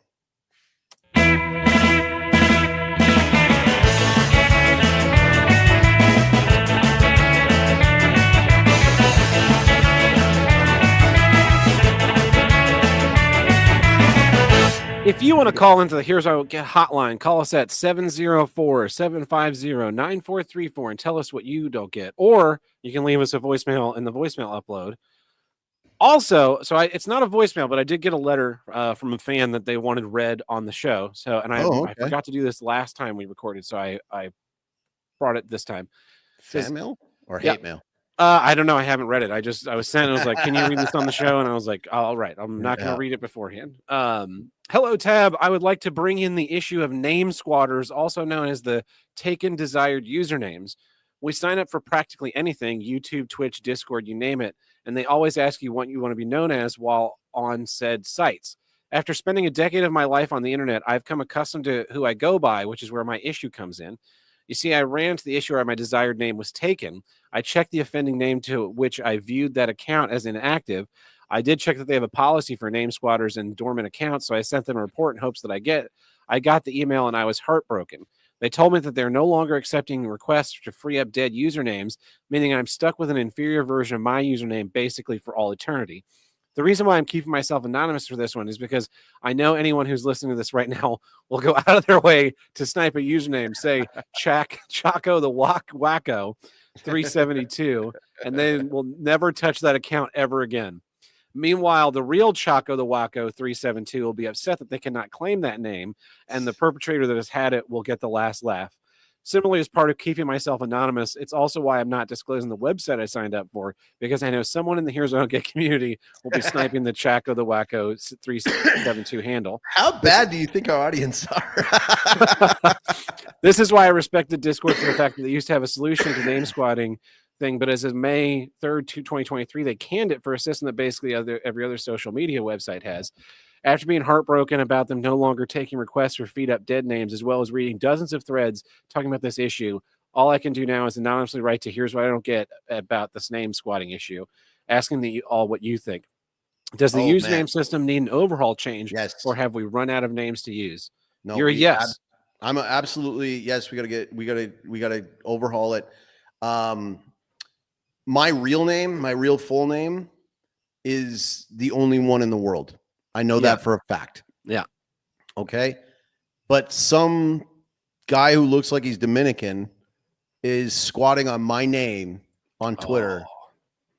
And I can't have it. Not like I want it on Twitter, but I'm just saying like that's like, if you look me up, you're going to find that guy, and he's clearly not me. And I know I'm the only one. So it's some bots or something that scrapes these things and they make your own thing. It drives me crazy. And, like, I mean, I can't have Don Chaco or El Chaco or anything like that because those are always taken, or they're ones that I made in the past, deleted, and I can't have back. Yeah. So I'm working on setting up a website for my glass art with some of the exhibitions that I have coming up this year. And so I went and I thought, hey, it'd be a great website name would be Tab Glass, TAB Glass. Very easy. Yep. Already owned. Tampa Bay Glass, TAB Glass. Those motherfuckers. Obviously, tab.com is owned by Coca-Cola. So I ended up going with I ended up just repurposing an old website that I had for my theater work, and I just was like, I'm not going to use this for theater work anymore. Deleted everything, and now have in the process. There's good money. There's good money in domain squatting. Like I used to work for I used to do work for a website that's still around called oilprice.com, and the guy didn't know shit about oil or anything like that. He just squatted on a bunch of domains and then realized that one would actually make him some money. So he hired some writers and started filling it up. And I mean, but he made his fortune off of like getting in early and buying a bunch of domains and selling them off, like just getting good 2-word names to websites. And I myself, like I made $3,000 off of selling a domain once. Nice. Because I coined a word. Inflation. No, I coined the word petrolithium, and it was because there was some companies that were figuring out that with science they were able to extract lithium from wastewater from oil wells. And cool. It is really cool, and it's still not like commercially viable yet, but at the same time I was like, oh, like we should come up with a word for that.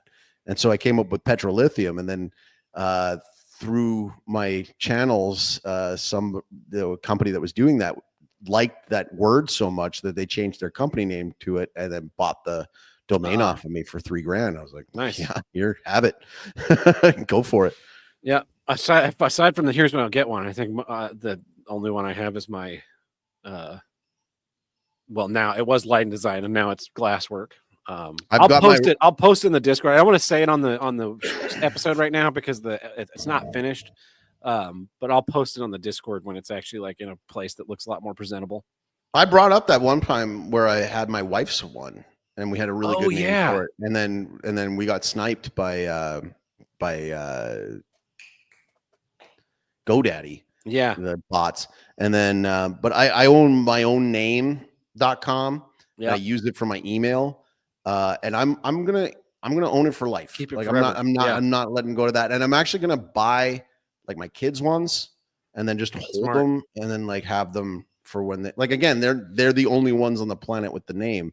Yeah. But might as well before some dickhead comes in and starts sniping, or maybe my audience members apparently based on that letter writer. But you have to think that like they need a system to roll this stuff off. If you don't log into an account for like 5 years, it just needs to. All right, your shit's getting deleted. Yeah, recycle it, get it back in there, and then even let the GoDaddy bots take them, and then let you buy them at a reasonable price. Yeah, let's say if I buy a domain name and it's going to cost me what $15, $20 or whatever. Yeah. Okay, fine. Charge me $100. Okay. You've made $85 off of it. You did fine. Anyway. I've got a voicemail here from the Discord. I think I have to do this. Can you hear that? No. Sons of bitches. It's supposed to be sharing the audio. I heard a little squeaky squeak, but it didn't sound like it was like the high enough volume or something. Yeah, it was the speak what's coming through. Also share audio, entire screen, also share audio. That's what it was. There you go. It was checked on one of the tabs, but not both of the tabs. So of course. All right. I was actually wondering about him a few days ago. Can you hear it now? Yeah. Start at the beginning. Yeah. Cool. Gentlemen, it's Jay. First, I'm Glad to hear that Tim's doing all right. I was actually wondering about him a few days ago. Anyway, here's what I don't get.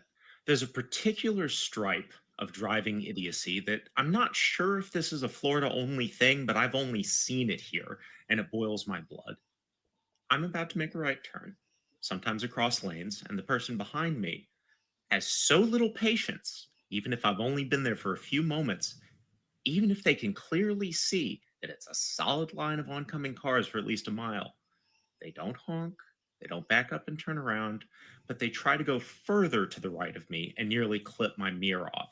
Doesn't matter if this means they go onto grass or the curb or the little concrete island, but it's also as they can shave a couple of seconds off their journey. They do this as if to say, I don't trust your judgment. Fuck you and fuck everyone else. Now, I'm not a 90-year-old granny.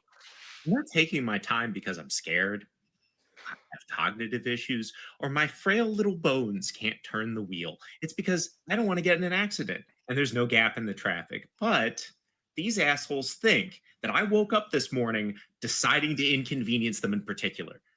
And whenever they do this, one of a few things happens. They have to drive on the shoulder for a bit. They scare the shit out of the person they pull in front of, or in a rare miracle, they time it perfectly. But they never, ever once get in a serious wreck, and this really disappoints me. I want to see one of them plow full speed into a tree or utility pole and go up in a massive fireball. Something so horrible it's on the news. A spectacle that etches itself into the genetic memory of every passerby, so it never happens again. That was it. Stay furious. Oh, I haven't seen that specifically, No.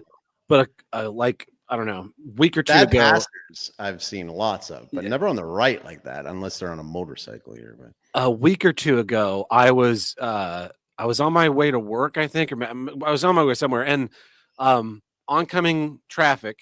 There's a bus, school bus, stop sign out.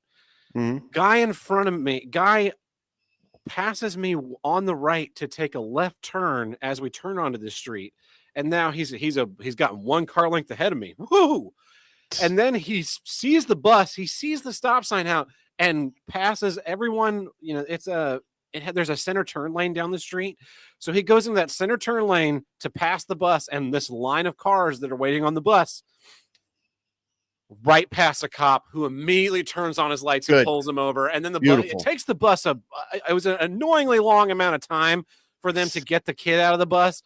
But the bus finally lets us go by, and I'm passing this guy, and the cop's talking to him through the window. And I was like, fuck you every day forever. And St. Louis cops do not pull people over for traffic infringements. I was so happy to see that guy get his comeuppance. I was tempted to if the cop hadn't been there, if the cop had already pulled off, I really wanted to throw something out of my car at that guy for being such an asshole. But I know, I threw it, and then the cop be like, "You fucking throwing shit at me?" And no, officer, please. I was throwing it at that guy. Yeah. If you would have seen what I saw, here, let me play my dash cam. You can see how bad this was. Yeah, I could not believe that. What the fuck is your deal, dude? Crazy. And so here's got a couple from the voicemail, and then we'll be done. All right. Hey guys, Deadhome here. And since I'm an adult now and pay adult level taxes, here's what I don't get. Social Security. I pulled out almost $2,000 in Social Security this year for taxes, and I paid less than that in taxes.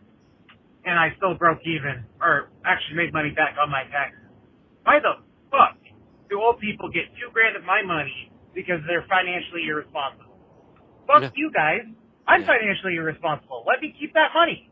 I want to blow it on fucking truck parts or, insert hookers and blow jokes. I want to be financially stable, but these old people are like, you need money. I need money. No, you don't. I do. Fuck you. Later. Taxation is theft, man. It's one of the world's most devious pyramid schemes of all time. They did pay in, and you're going to hit that age, and you're going to be like, "Fuck you, pay me back." Yeah, and 7.5% of you is taken out of your check and then your employer pays an additional 7.5%. So you paid $2,000. Your employer also paid in $2,000 on your behalf. That's $2,000 that they would otherwise be paying you, which is, so you really had $4,000 stolen from you and you don't even know it. That's what really pisses me off. And so you can change your W-2 withholdings and not have them withhold any money. I'm not saying that you should do that, but I'm not saying you shouldn't do that with the way they're fucking burning our money. And hopefully, hey, maybe we'll stop paying taxes altogether with the IRS going out. I don't know. We'll see. We'll see how but you cannot get them to stop taking that fucking Medicare, Social Security, FICA. I'm tired of it. It's my money. The most deserving person of the money that I earned is me. It's 100,000% me. It's my fucking money. I need it to live. I do not give a shit about any of the rest of you. I would say this: one-time offer, tally up everything that was paid in by each person, adjust for inflation, tack on a little healthy amount of interest that you would have gotten had you used it yourself, and then end it. Just end it. Just end it. They'll take that one big payout and then it's over. Because the thing is that you're getting people that didn't pay in much that are getting it now. And well, anyway. Well, and they keep raising the age to like get your full amount, you know. So by the time I hit, you know, right now I think you can start getting it at 65. But you don't get it all unless you wait until 75. And it's like by the time I'm 65, the minimums, the start date's going to be 75, and you won't be able to get your full amount until you're 85 because they're going to try and make us live forever, as we discussed several episodes ago.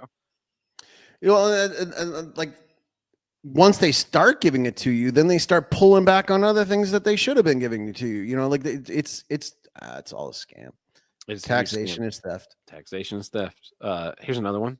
This is the guy that was talking about things that he gets but fucking hates. I figured out a phrase for it. It's here's what I don't want to get. Things that you get but you fucking hate it, and you hate that you understand it. So maybe that'll be something cool to people to call it. And, here's what I don't want to get. Conversation, but yeah. Anyways, here's what I don't want to get. Fucking anything about Taylor Swift. I don't want to know about Taylor Swift. Please stop telling me about Taylor Swift. The Kardashians, the Real Housewives. Yay. The Oscars. I don't want to know. I don't want to know the stuff that I want to know. I'm tired of knowing things that I don't want to know. Irritating. I don't know. I don't know any football players, but I know who fucking Travis Kelce is. Of course you do. And I shouldn't know that. You should know who Harrison Butker is. That's who you should know. That's a good name. I know Troy Polamalu. Oh, that's a great name too. Good one, yeah. He's got some good hair. All right, last one. Hey guys, Dead Helm here. Here's what I don't get: entrapment. And I'm pretty sure pretty much every state, a cop sitting with their lights off is illegal. And for some reason, in the state of Texas, especially out in Boonies where I'm at, they just do it all the fucking time. I have a radar because I don't trust cops. I'm from California. But, like, dude, if you're going to do that, at least leave your lights on. You're there to serve and protect, not to enslave and, you know, give people tickets they don't need or don't deserve. Stay angry. Pass the school bus. Absolutely. Yeah, especially in those cases, man. Like, you're just padding your budget. It's end of month. You gotta pad the budget. We got quotas. We gotta get our quotas in. Speeding is one of those things that's like, it's not really a crime. It's only a crime if they like see you doing it. So I hate speeding fines, and you know, I'm paying for the road. I'm paying for it with gas taxes. I'm paying it with income taxes. You guys aren't fucking spending any of the money on making the roads. But yeah, I should be able to drive as fast as I want. Now, if I'm weaving in and out of traffic, going up on the curbs and stuff, all right, maybe there's some public danger in there that's worthy of an intervention. But if it's a 40 and I'm going 45, 50, not really anybody getting harmed with that. Yeah, I've always been of the mindset that in the city, back home, we do everything in kilometers, and here they do it in kilometers too. But you know, in the city, I should be given a grace of 10 kilometers over in the city. Yeah. And I should get 20 on the highway. Yeah. Right. I'm in And total then- agreement. Yeah, 20 on the highway. And then, like, you know, my dad used to call it the white rabbit. So if you get like passed by somebody who's just like speed demon, like going like crazy, you use that guy as Yeah. your shield, Yeah. and you start going fast too, because he's gonna get hit first, and you're gonna, you know, like you'll get to go by, he'll get waved over. Give enough space so that, you know, Yeah. like you're not right behind him. But yeah, you use what God gives you and follow the white rabbit. I love that on road trips because I like to drive fast to just set the cruise control, and every so often, the guy will pass me, and I'll let him get a good quarter, half a mile, depends on how like twisty and moving the road Yeah. is. Like out west where it's just big flat straights, get him half a mile ahead of me, and I kind of match his speed. Oh yeah. And then just wait, like you just get it on down. You know, they always say like, "Oh, you're only saving like a few seconds and stuff like that." No, that's wrong. They're my seconds. They're No, my no. seconds. I I know when I drive or when my wife drives, like I can shave 15 to 20 minutes off of a 2-hour drive. Yeah. Okay. Yeah. That's significant. That's significant. Doing cross country road trips, like my dad and I, we would buy back all of our stops, you know, stop and get gas. We have gained that much time already. Stop and eat dinner. We've gained that much time already. So when it's like, you'll get there at 4 p.m., we're getting there at 4 p.m. because all the distance in between, we've been buying time to stop and do other stuff. I shaved when I drove to Seattle last year, I shaved like 3.5 hours off of my drive because it was like a 28-hour drive. I love video gaming long drives. I love video gaming. Like if I was driving from Calgary to Vancouver, I love video gaming. It's like, you know, to save gas and stuff, you know, like where you've hit your speed and then now you're going downhill and throw it in neutral and just let it coast like you're on a roller coaster for the whole time. You know, like why bother? And I just those little things, they're just so satisfying. Like you said, buying your time. I love that. I had this Volkswagen TDI, and it was so good on gas that I could get from Calgary to Vancouver on one tank. Oh yeah. Like a 9-hour drive. I could get there on one tank. It was great. And I loved it because the thing is like, I would even challenge myself. I was like, can I get there without any bathroom breaks?